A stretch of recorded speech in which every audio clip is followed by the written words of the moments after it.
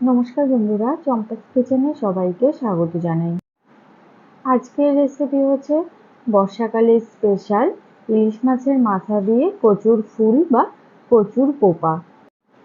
খুব সহজে বর্ষাকালের সহজলভ্য এই কচুর পোপা বা ফুল দিয়ে আমি এই রান্নাটা কি করে করি, চলো তার রেসিপিটা চটপট দেখে নেওয়া যাক। গরম ভাতের সাথে কচুর এই পোপা খেতে কিন্তু জাস্ট অসাধারণ লাগে।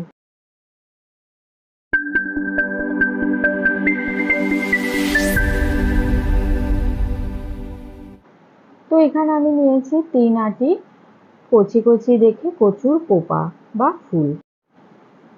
কচুর ফুলের নিচের দিকের এই শক্ত মোটা অংশটা কেটে নেব প্রথমে।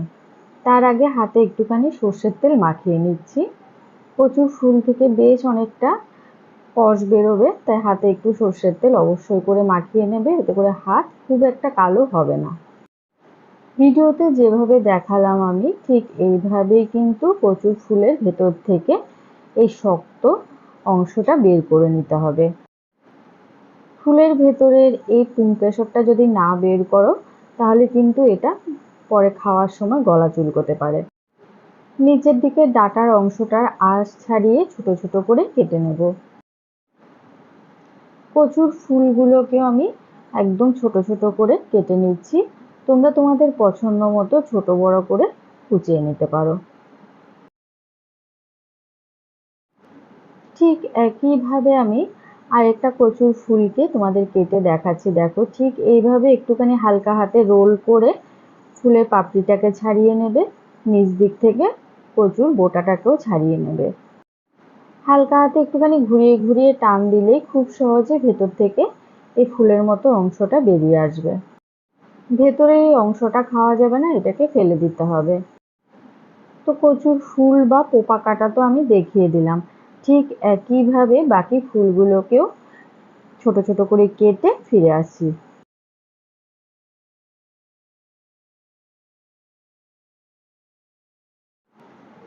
দেখো বন্ধুরা, এরই মধ্যে কিন্তু আমার সবকটা কচুর ফুল কেটে নেওয়া হয়ে গেছে। এবার এগুলোকে ভালো করে ধুয়ে তারপরে ফিরে আসছি। এখন গ্যাস জ্বালিয়ে একটা কড়াই গরমে বসাবো।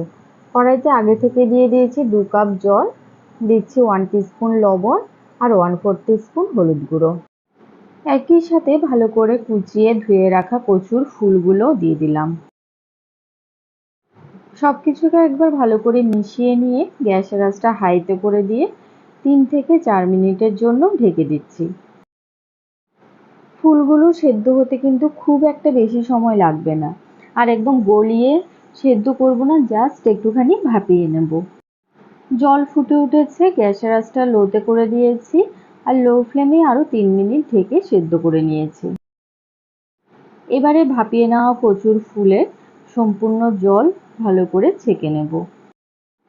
কড়াইটাকে একটুখানি পরিষ্কার করে গরমে বসিয়ে দিয়েছি।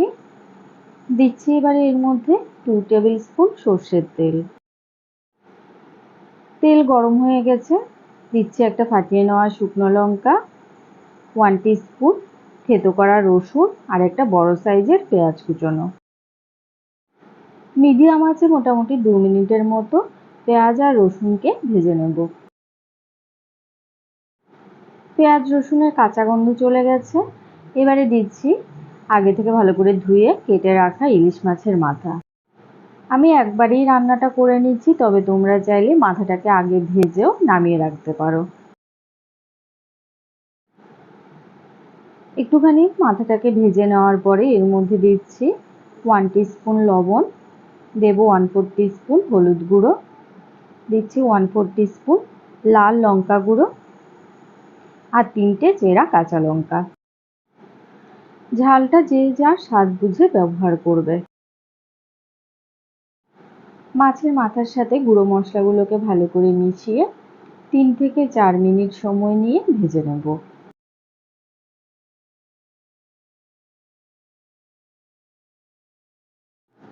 মশলার সাথে ইলিশ মাছের মাথা ভালো করে ভেজে নিয়েছি।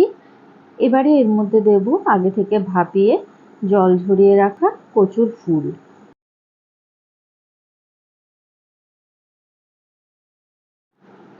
এবার এই সমস্ত মশলা খুব সুন্দর করে ফুলের সাথে মিশিয়ে নিতে হবে। আমাদের চ্যানেল চম্পাস কিচেনের রেসিপিগুলো যদি তোমাদের ভালো লাগে তাহলে অবশ্যই চ্যানেলটাকে সাবস্ক্রাইব করে নেবে এবং পাশে থাকা বেল আইকনটাকে প্রেস করে দেবে। এতে করে যখনই আমি নতুন ভিডিও আপলোড করব সাথে সাথে নোটিফিকেশন তোমাদের কাছে পৌঁছে যাবে। সমস্ত কিছু ভালো করে মিশিয়ে নিয়েছি। গ্যাসের আঁচ মিডিয়ামে রেখে এবারে এটাকে 5 মিনিটের জন্য ঢেকে দিচ্ছি।